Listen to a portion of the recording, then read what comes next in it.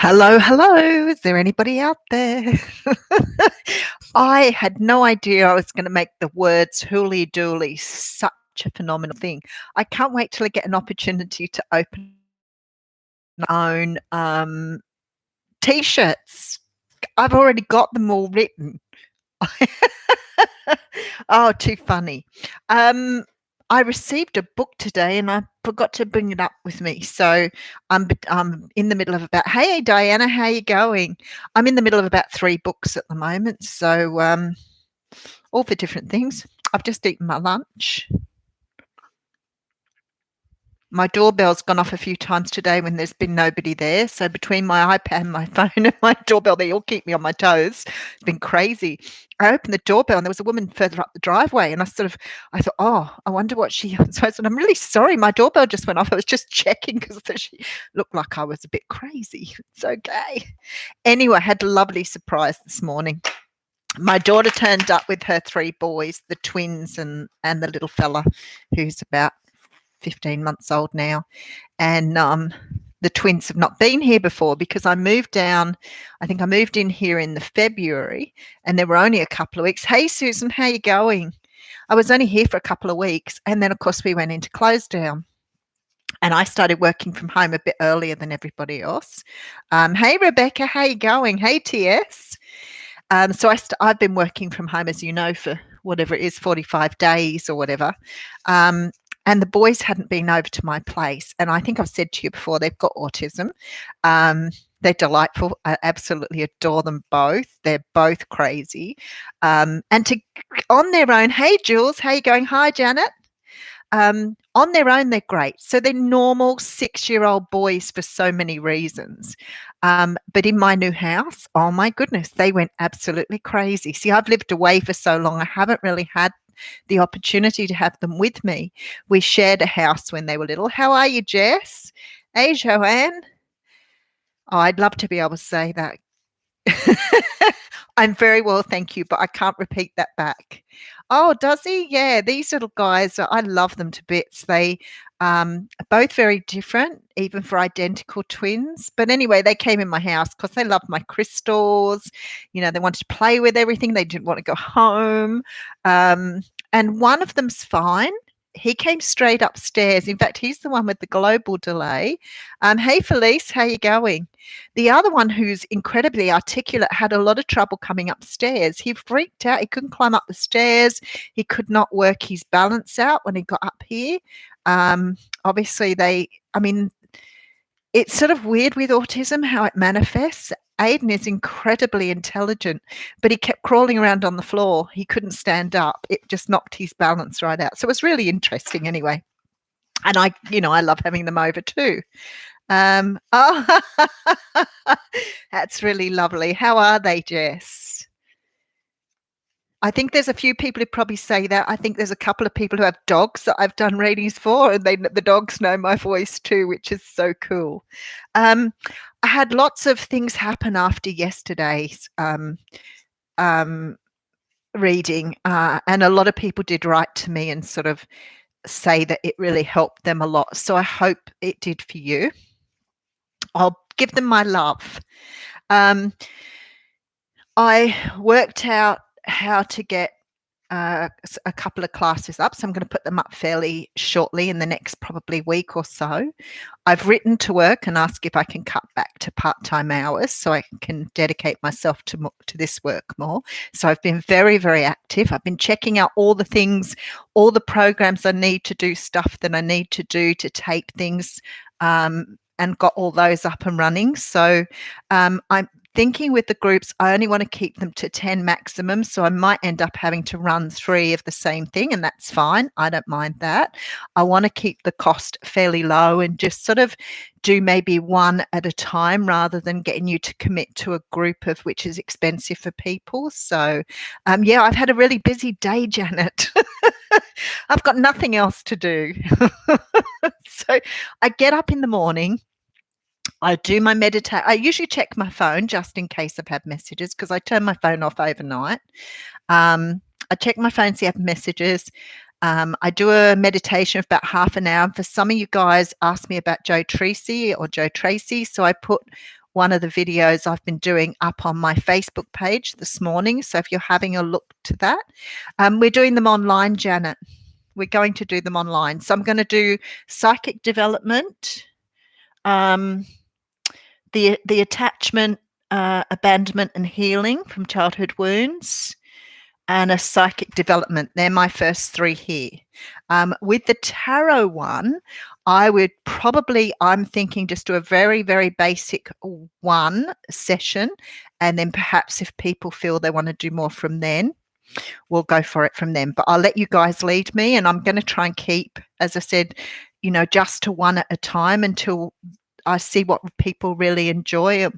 I really want to do them, but I want to also consider perhaps doing some as taped so that you can actually purchase them and watch them later. So that's the intention.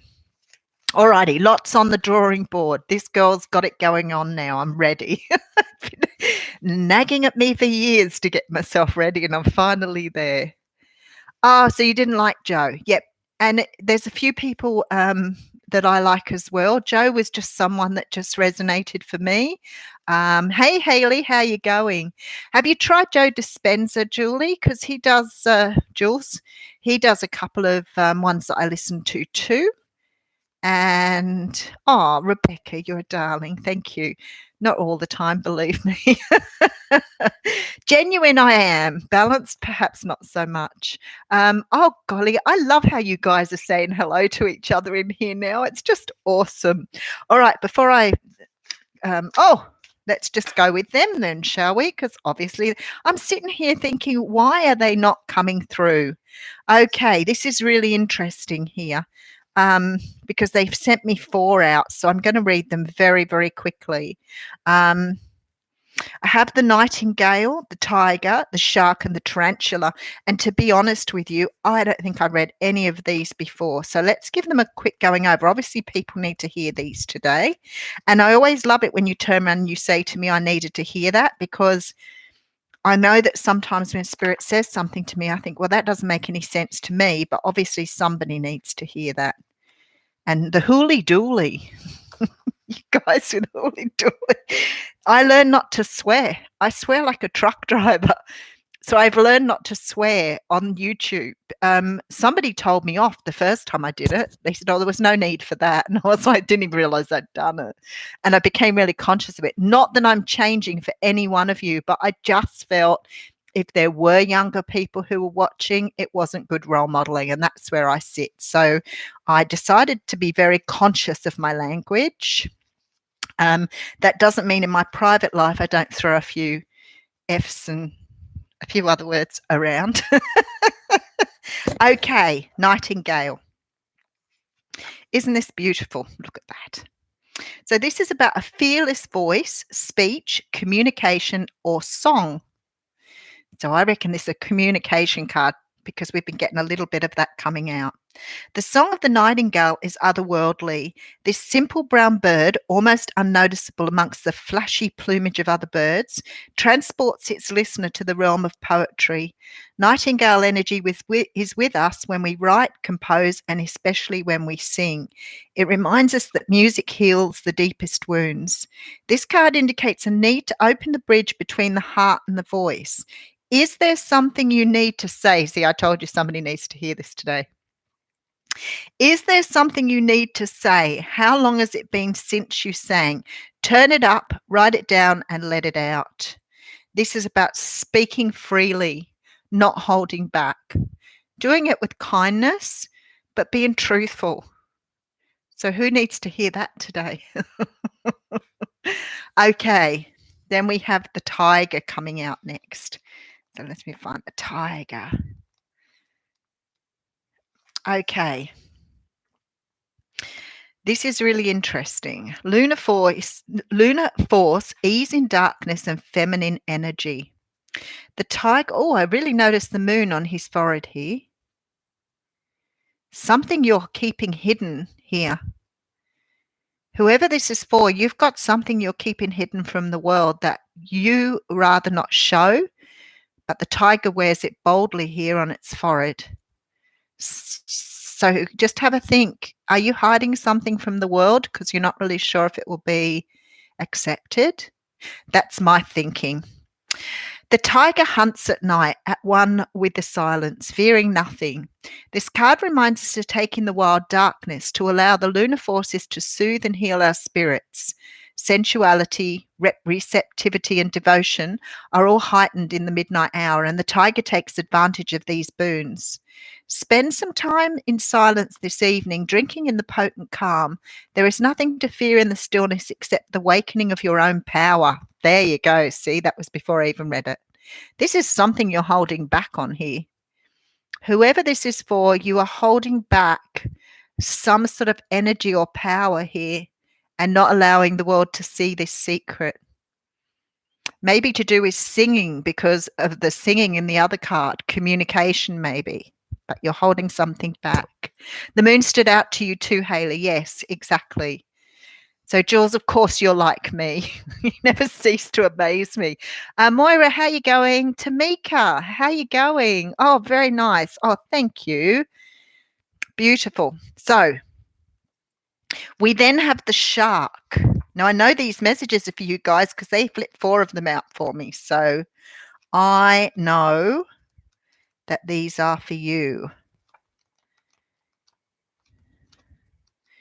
Can't find the shark, though. I'm pretty sure he's a water sign, but for some unknown reason, he's flipping past me.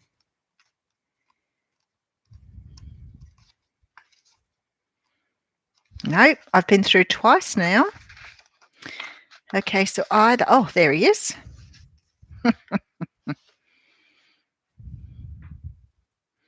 Okay, this is directness, exposure, revealing true nature and desire. Starting to fit together now, aren't they? The shark is only dangerous when we don't acknowledge it. This card indicates that something big needs to be exposed. It's lurking in the depths and creating tension.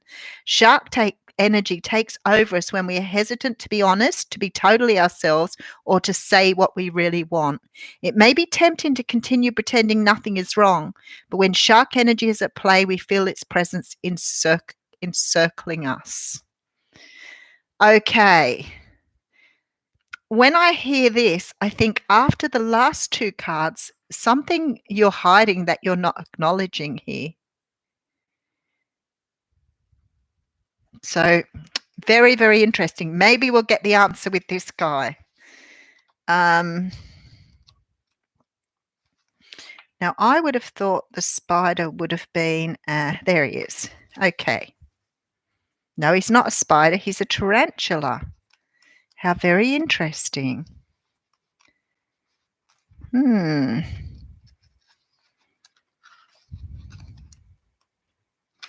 Alrighty. Ha ha ha! Told ya. Didn't I just say we're going to get the answer with this card? They all fit together. Watch this. This is how clever Spirit is. This is at a crossroads and claiming life's purpose. So who is sitting there thinking, I'm holding back on something? What am I doing? What am I not communicating? What power is it that I have that I do not share? Whatever that is for you, it's because you're at a crossroads and things are about to change. The tarantula represents a moment when a great decision must be made. It involves prioritizing your life's deeper purpose or dharma. A habit or routine from the past is sidetracking you from your dream. Yet a voice inside keeps begging you to refocus your attention. In order to find true happiness, you must choose dharma. Until you do, satisfaction will be fleeting. The tarantula hovers patient and calm like an old friend that knows your inner soul. It already knows you'll choose wisely. So, today, whoever's sitting inside on something, I probably need to point something at myself as well. Hiding behind something here. Yes, so do I, Jules. Hey, Jackie, how you going? Beautiful. I think they will speak to most people today, and I think that it's really interesting that they're telling you you're holding back on something that you should be doing. Hey, Lenore, how you going? Oh, the tarantula is currently your spirit animal. There you go. And that's why, because you're at crossroads. So it's about to push you into doing something. Some people are relating to the shark. Did I miss some people here? Tamara, how you going? I think I got everybody. But that's interesting, getting that out. As I said, I felt like it was going to give you the answer. You're at a crossroads. I think many of us are. I think this change is bringing in a lot of, I know the other day I remember stopping and thinking, it's really hard to change your life into something that you've never done before. It's really hard to be able to cast off everything you know and do something completely different. And at the moment, that's what we're being asked to do. We're not going to move forward as we are anymore. If you try to pick up where you left off, things just aren't going to be the same. There's so much growth happened in this period of time. And we're all going, yes, I would go back, Jackie, and watch it. The universe sent 4 cards out to me there. I just got one out here as well, from the Wisdom of the Oracle deck. And I thought I'll read 4.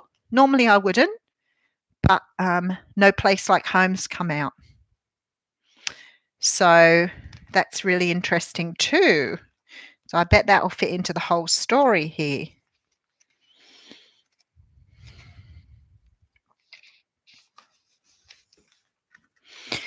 I'll have to go back and watch them too. You do get that, don't you?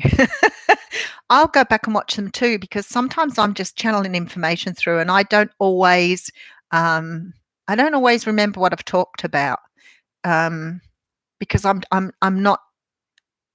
I step aside to just talk what I need to talk about. I'm still there, but I step aside. So, Rebecca, what was up? You're having a little bit of a bad day there. Yes, Jules, it is hard to let yourself shine, but I think people are going to be doing it. I really do. I think things are going to change for people. Okay, this is about authenticity. Coming home to yourself. Told ya. Feeling at home, arriving at a place where you just fit, being comfortable in your own skin. Wow, that's so perfect at the moment. Home feels safe and secure. It's a comfortable place to rest and create, a place that is known and you can call yours.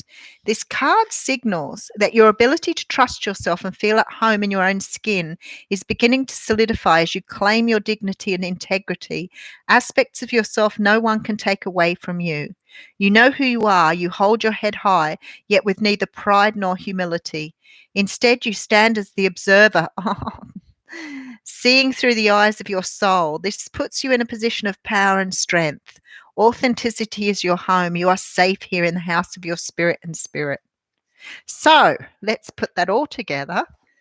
What it's saying is whatever you have that you are trying to show the world or you're hiding from the world, is time to let it out now, to be who you are, to be true to yourself. That's really clear. Wizard of Oz.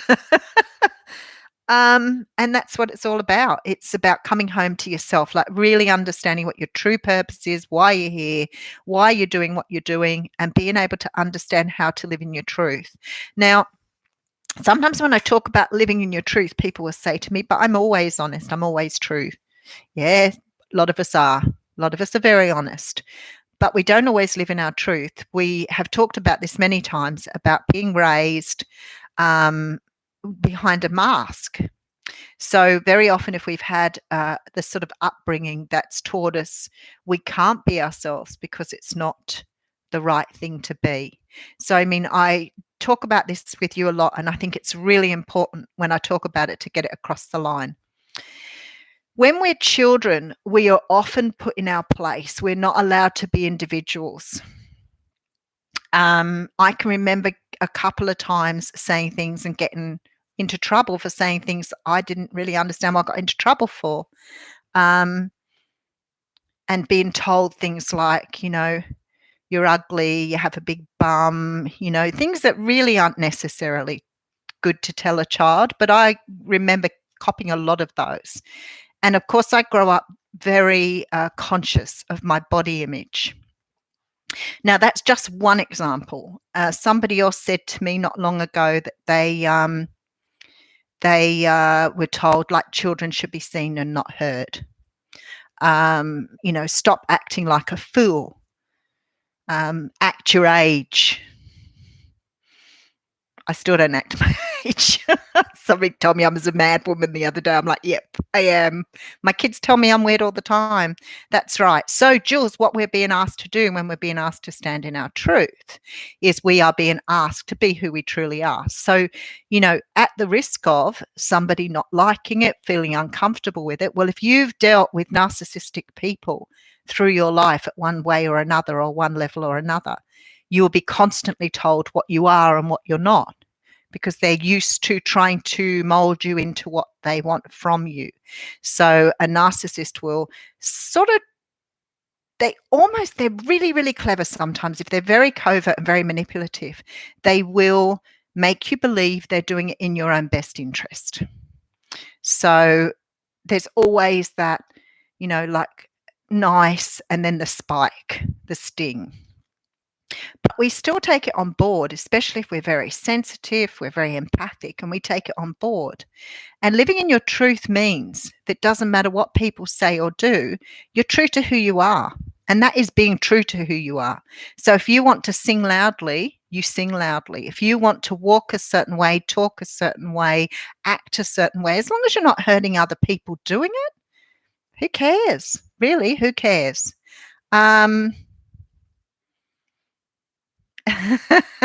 Happy, weird energy. Yeah, well, I'm a bit happy and weird. You know what? Like anything else, it's taken me a long time to get to here, which I'm sure many people would understand. Making yourself vulnerable and talking from your heart with other people, that especially when you don't, obviously I have a really nice relationship with all of you already, being part of this community, and I've talked to many of you and read for many of you. But it's still, at the end of the day, you're still trusting that people aren't going to be harsh or make judgments, because that seems to be what people do.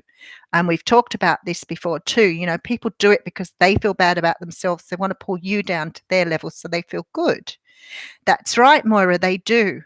They pick up on things that are unsaid.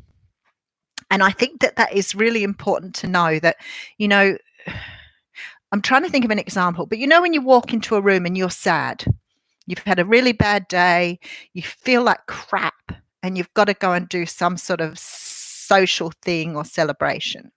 And you walk into a room and somebody, not everybody will do it, but somebody will say to you, "Are you okay?" And you're like, hold it together.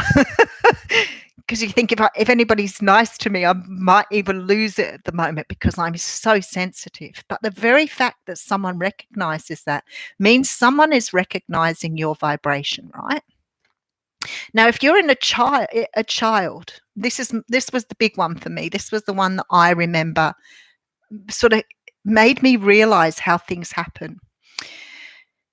The trust. We talk about trust. You walk into the room and you have two parents who are fighting. You can hear them fighting. They've been fighting. You walk into the room, the energy's really dark and heavy, and you say to the two people, "Are you fighting?" And they say, "No, don't be stupid. We're not fighting."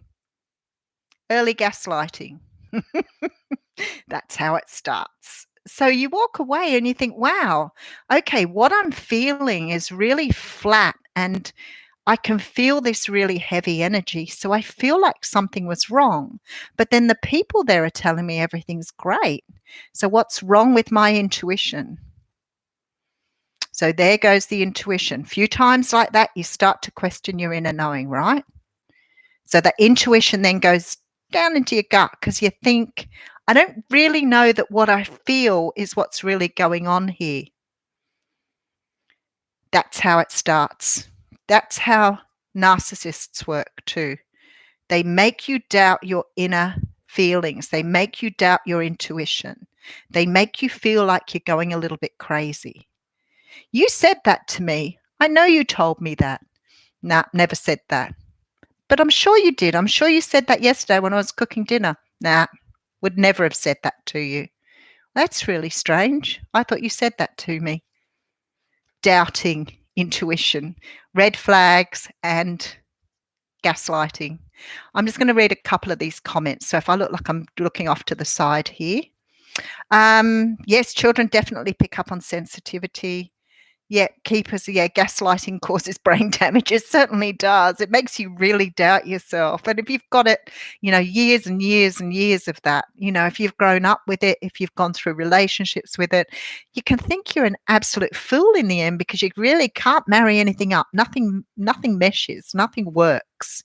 And then so what you start doing is you start taking everybody's harsh words on board, everybody's insults, because you're not really sure whether they're meant for you, or, if you'd have been more aligned, more balanced within yourself, you probably would dismiss a lot of that stuff. Um, oh, okay, judgments. Yeah, judgments are other people's issues, not yours. Don't own them. Give them back in whichever way you need to. Hey, Carla, how you going? That's right. It's a reflection of what they think of themselves. So if somebody's making a judgment of you, ask yourself. I always say, be the observer. Somebody makes a judgment. First off, stand there and think, okay, if you can't answer someone straight away, you don't want to answer them straight away, say, thanks very much for that. Just leave it with me and go away for a moment. What about that judgment? What is about that judgment that makes you feel bad about yourself? That's the first thing to ask. So once you've asked yourself that question, why does that make me feel bad? Then ask yourself, is that true for you or not? So, say, for example, somebody comes in and says, you shouldn't, God, I can't think of an example today. You shouldn't wear that dress. It looks terrible on you. And you go and look in the mirror and you think, oh, look really nice. I really like this dress. Whether it looks terrible on me is irrelevant. I like it. I'm going to wear it. Ask yourself why it makes you feel so bad. Why does it make you feel that particular outfit that you've picked that you really loved, somebody else can tell you it looks not good on you, and you take that to heart? And then ask yourself why you have that feeling. Why do you have that? What is it about that particular outfit that somebody didn't like that's making you feel bad about it? And then respond.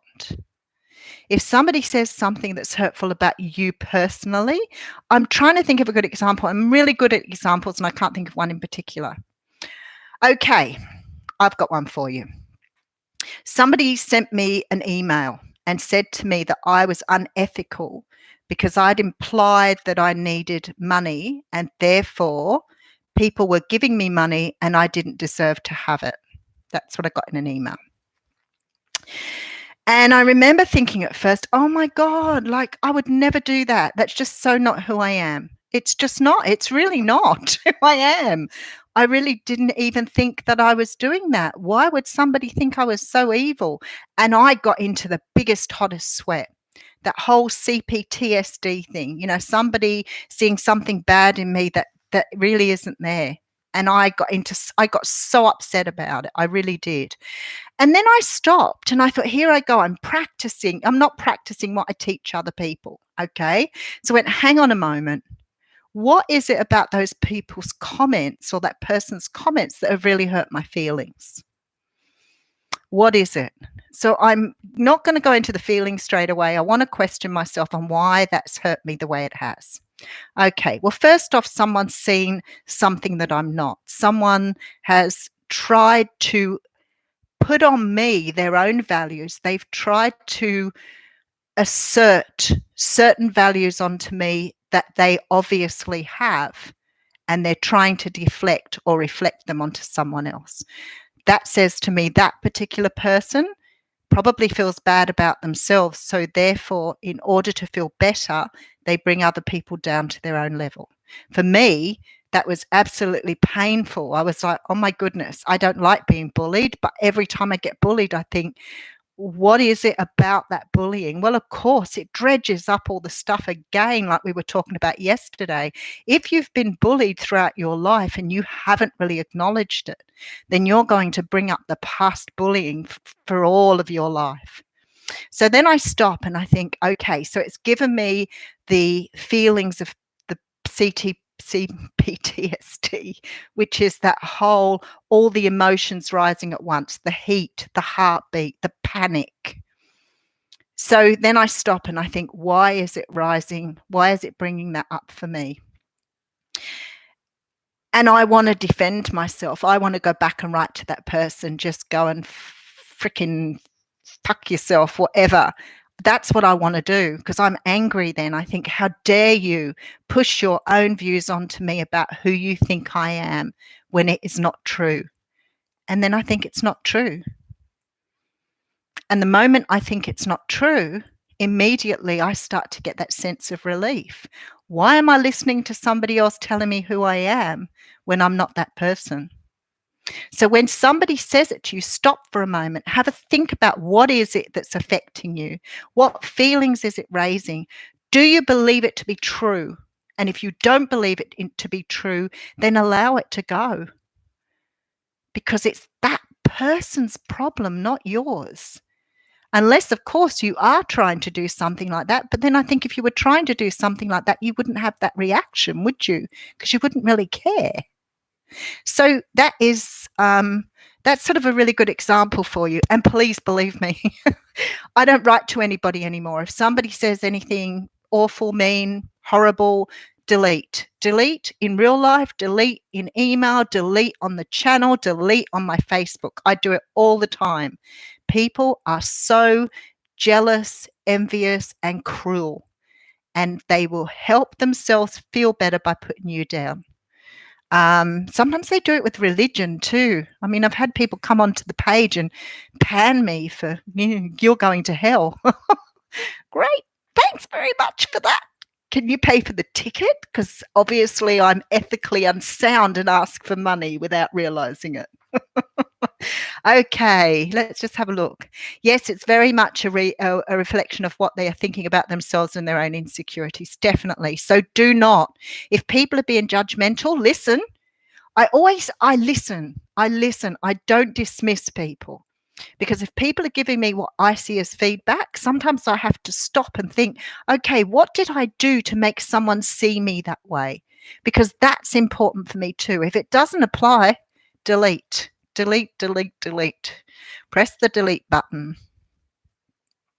Yes, that is really tough too. Hey, Georgia girl, how you going? Oh my goodness, you know what? Can I tell you? How can you tell someone what sort of person you are? How can you tell someone? It's really difficult for me to tell you how brutally honest I am.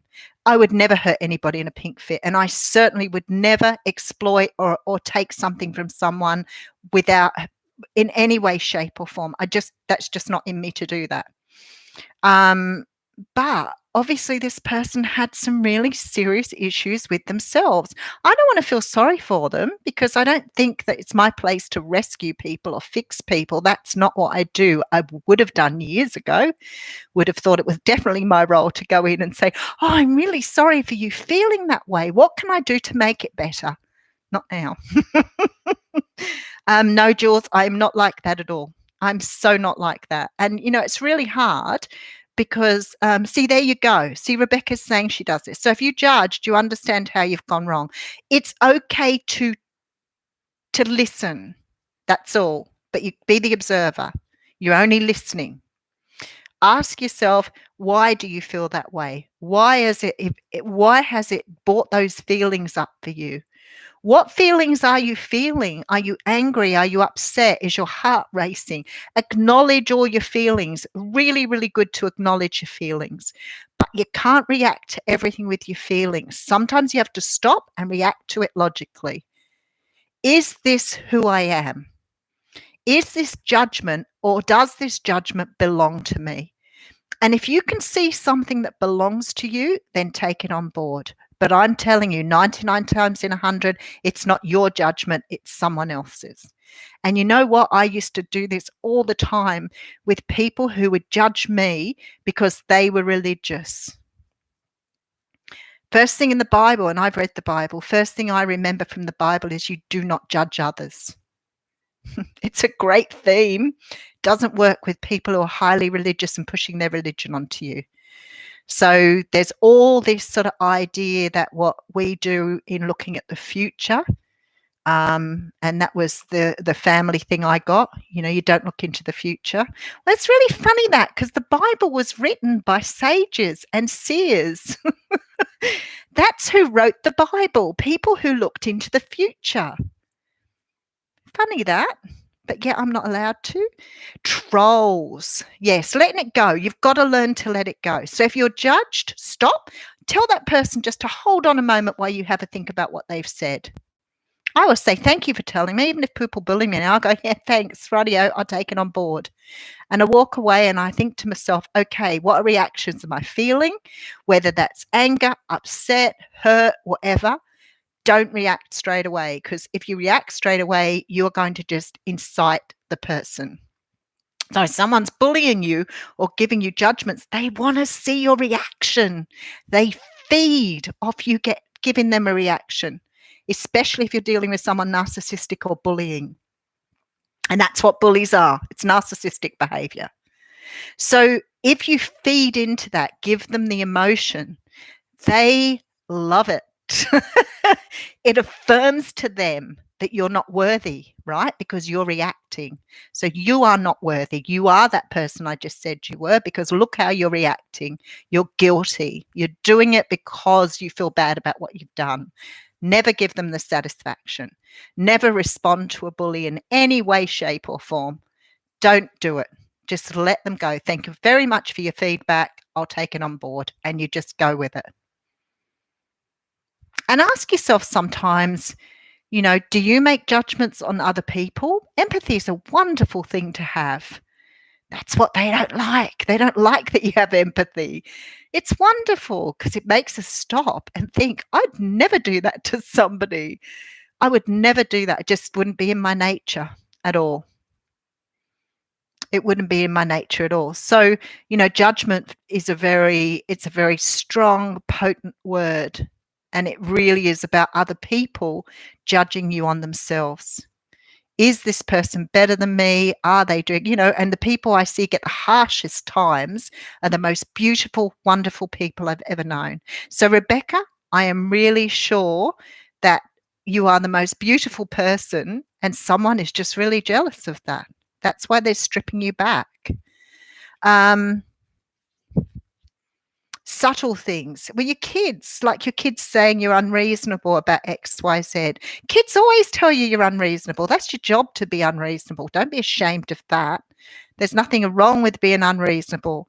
My daughter always says to me now, wow, Mum, I know you were really honest with us, but I probably didn't understand that when I was a kid, but now I have children of my own. I think I don't want to be anything but honest with them. So I don't think I went wrong.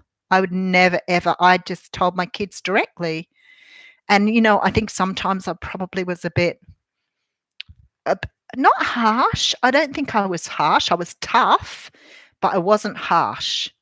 But I was direct. I wouldn't have lied to them. So you saying that your kid's saying you're unreasonable, all parents are unreasonable because your reasoning is very different to what your children have.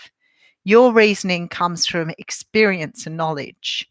If a child says they want to ride their skateboard down a busy street and you say no, and a child says you're being unreasonable, it's because if you're riding a skateboard down a busy street and you accidentally fall off your skateboard, you're going to get in all sorts of trouble. So you're coming from the perspective of a parent.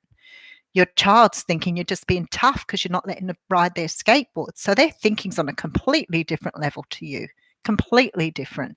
So do not do that. If they think you're unreasonable, be proud of it. You're being a good parent. Yes, trolls, Moira.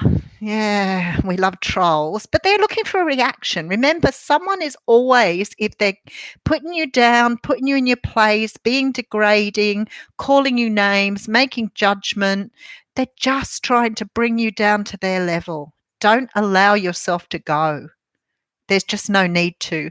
And don't respond, because if you respond, that's what they're looking for. So no response really gets up their nose. Letting go is the best option. When someone hurts you when they're not trying to be unkind, do you think they're not trying to be unkind, or do you think they're pretending not to be unkind? Comes back to something somebody said the other day was, I'm only joking. Because I think sometimes people are being unkind, but they're pretending not to be kind.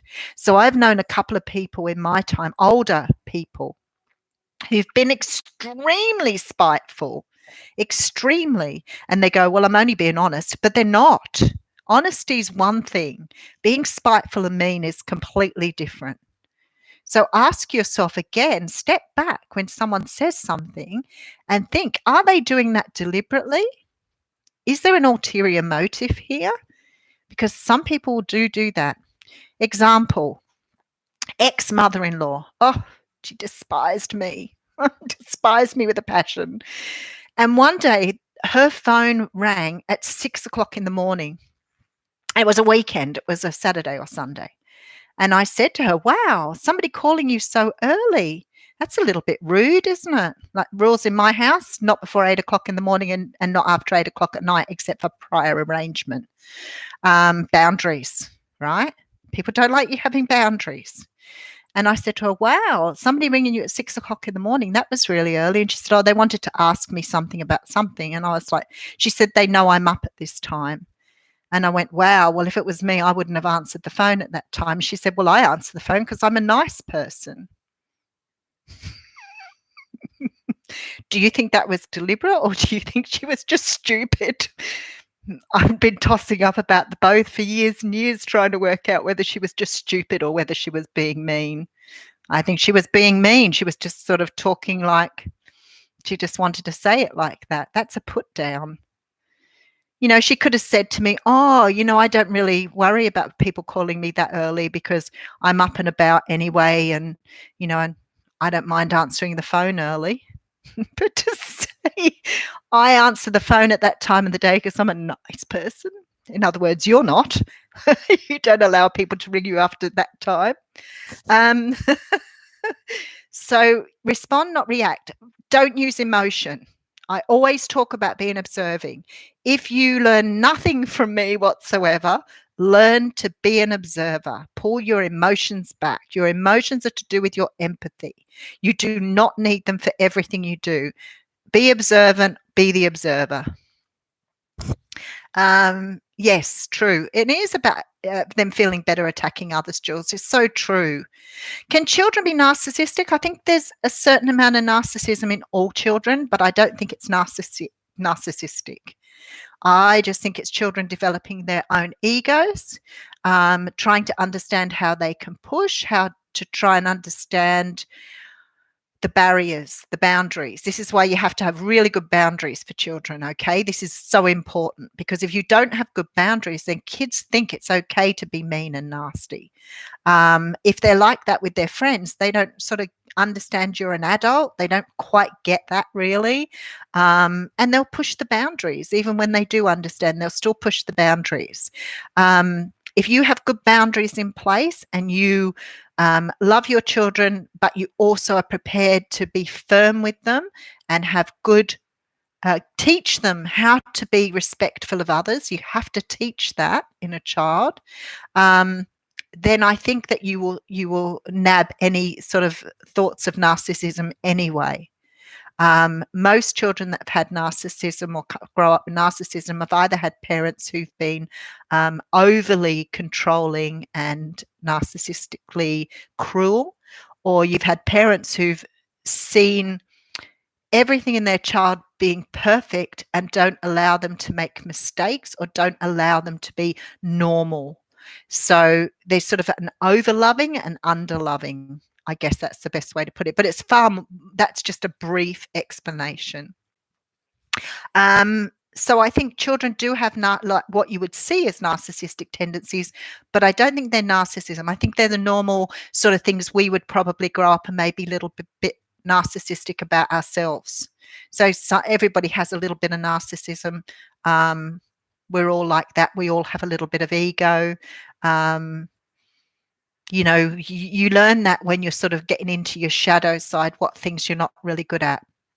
I don't like it personally when somebody tells me, especially with my work, this sort of stuff I'm okay with. But if I'm at work and I work, there goes my doorbell again. I'm going to have to go and check on it. Hold tight. Talk amongst yourselves.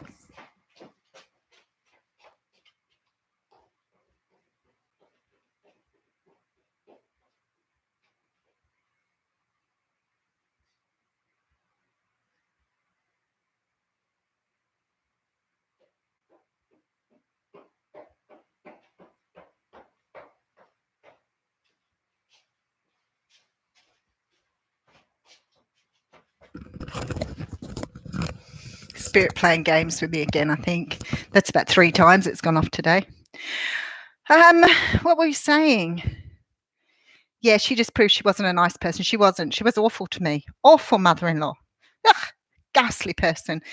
I mean, I never had a good relationship with a mother-in-law. I've had way too many.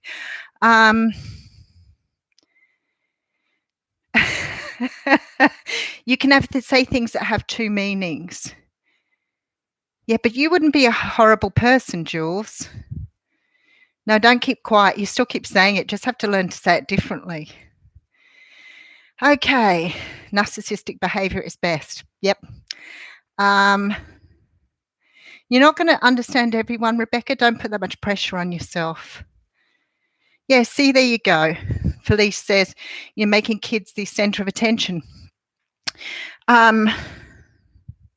Ex-husband, the one that had that mother, both parents, all family, very narcissistic. Took me a long time to work it out because I didn't really know much about that then. He was raised to believe he was the best at everything. So, and he was very, very good at everything he did in terms of his sporty stuff and that when he was young, apparently, won lots of awards and things like that. And would never accepted failure because his parents wouldn't let him fail.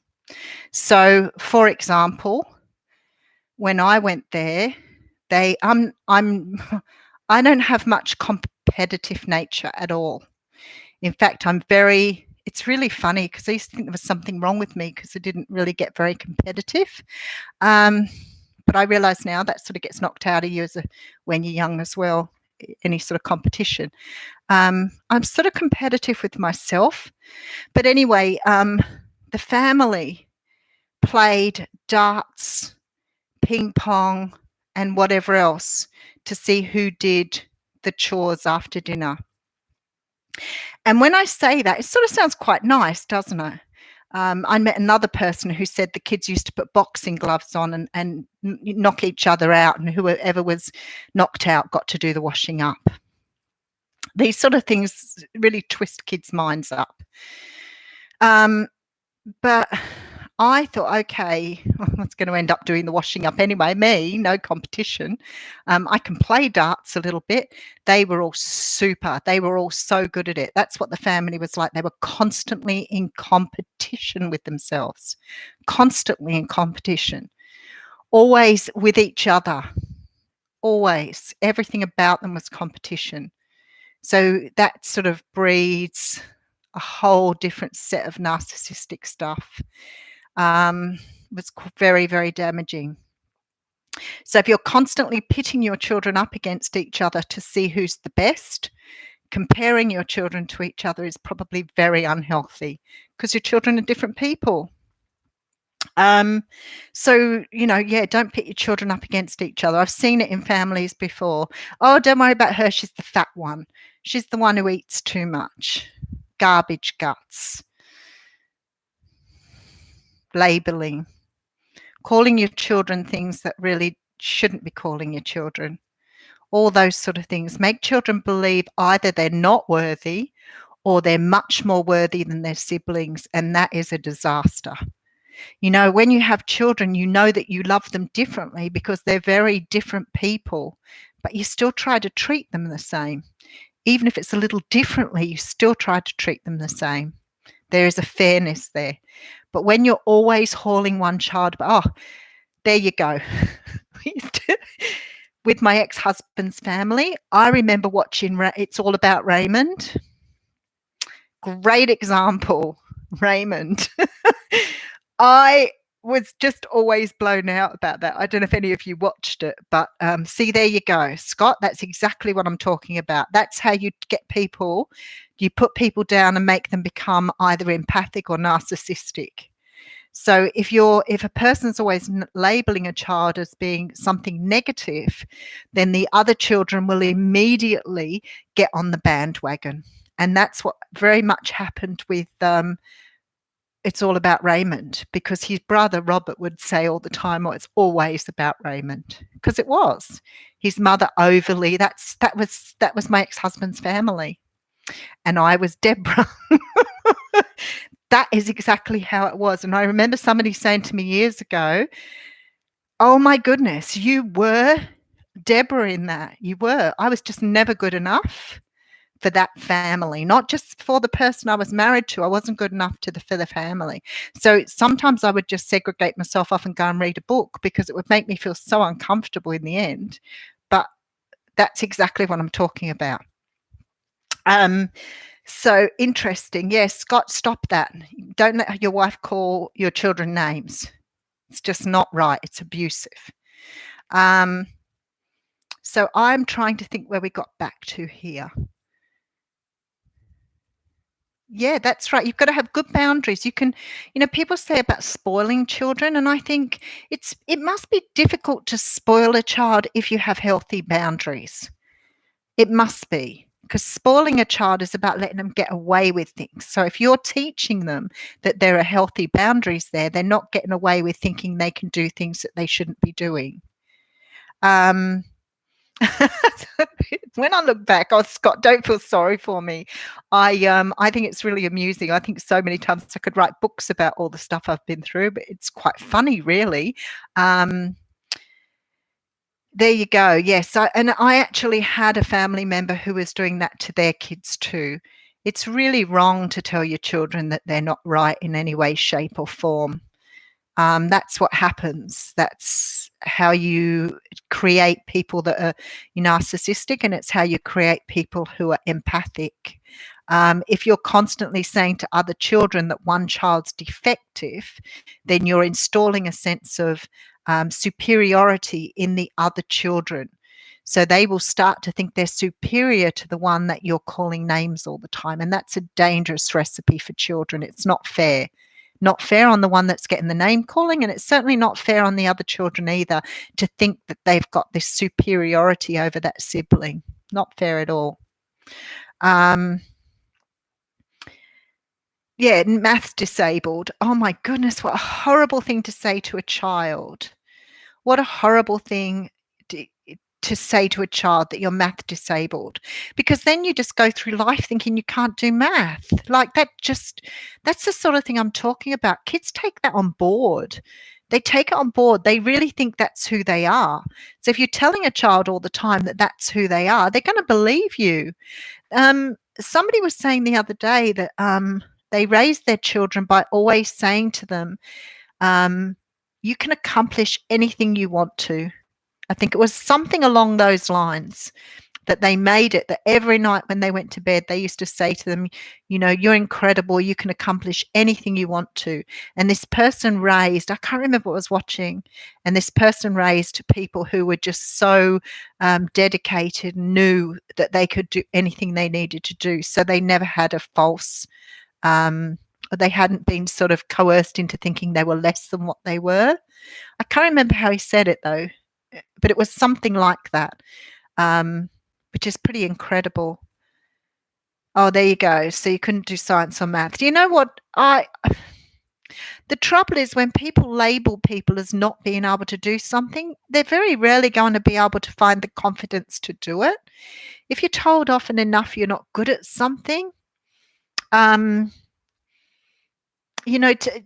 you're setting a child up. I knew this girl years ago, and she used to call her son a little shit all the time. You're just a little shit. Stop being a little shit. And I used to think, that kid's going to grow up thinking he is just nothing. So I just had a message from my daughter saying the boys want to come back and live with me. Yeah,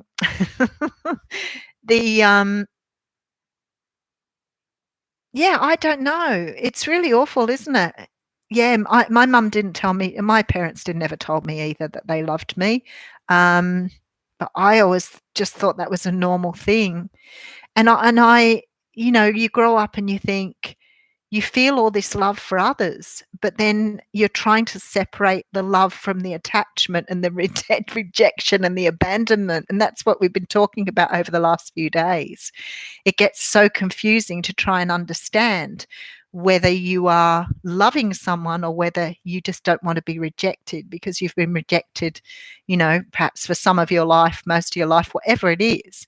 But it's not your rejection. See, there's another thing we could talk about. That's somebody's not rejecting you.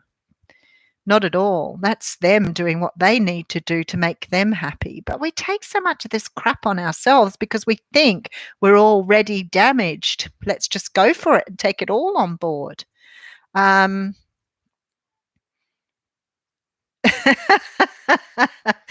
um, well, I'm not elderly. I don't think I'm elderly. but to be honest with you, those twins are fabulous and I just absolutely adore them to bits. But my goodness, both of them at the same time is because they egg each other on, of course. So I said to Sarah, if they want to come over, I'll have them over one at a time. I can manage one at a time. Yeah, so that I don't even know how we got onto that conversation. Yeah, see, that's true. Yeah, Felice is right, her idea. And that's why I said, you can if you're telling one child they're weak, poor, not good at something, you're really making them end up needing other people's approval to get where they want to be. And if you're telling someone they're good all the time, well, they're never going to accept failure. And if they can't accept failure, they're going to fall in a heap at the first sign of stress. So it's sort of, yeah, it just ends up creating more of something or less in someone rather than having a good balance. I always think, why are you allowed to treat your children like you do when you're not allowed to treat others, adults, the same way? It does seem a bit silly, doesn't it? I could never quite understand that you can be legally cruel to a child, but if you try to do that to an adult, it's not acceptable. Although I guess in some people's homes it may be accepted. Anyway, I suppose I better get off. It's been an hour. I don't think there was anything else that I wanted to say or... Oh, wow. So you had your last child at 49 and your parents had you at 43. Wow, that's incredible. That's incredible. Well, no, I had my last child at 25. So I had 3 between 19 and 25. No, and not elderly at all. That's why I say sometimes I think I don't know that I'm ever going to be an elderly person. I'm too crazy. But that's amazing, Rebecca. So 49. I couldn't even imagine having a child at 49. That's amazing. Well, good for you. 42 and 44 for Lenore. Wow. My goodness gracious. Yeah, I was way past that. I've got children. I've got children who are 42. One child, 42, 78, 43, maybe 43. 43, 40, 41 this year, 43, 41, 38. Yeah. Yeah. So that's my children's ages. All right. Have a great day, Hayley. No, never too old. I always say that. You're never too old. Never. There just doesn't even come into my vocabulary. And that's why I say, I think about it and I see those beautiful people out in their 90s doing skydiving and doing degrees and things because they never had the opportunity to do them. And some people are amazing. People who are still doing incredible things at a very, very ripe age. And they're completely and utterly physically able to do it, which goes to show you can keep your body in good physical shape too. Oh, you're 53. Okay. You're very welcome, Scott. Age is definitely a state of mind. I don't get it at all. I've met people who are 16, 17 who act like they're 50 and people who are, 50, 60 act like they're 16, 17. Yeah, I don't know. I'm just lucky, I guess, with the genes. I am lucky. I do think that for bringing your spirits up. Thank you for joining us, Rebecca. Emily, you've just come on and we're just about to finish.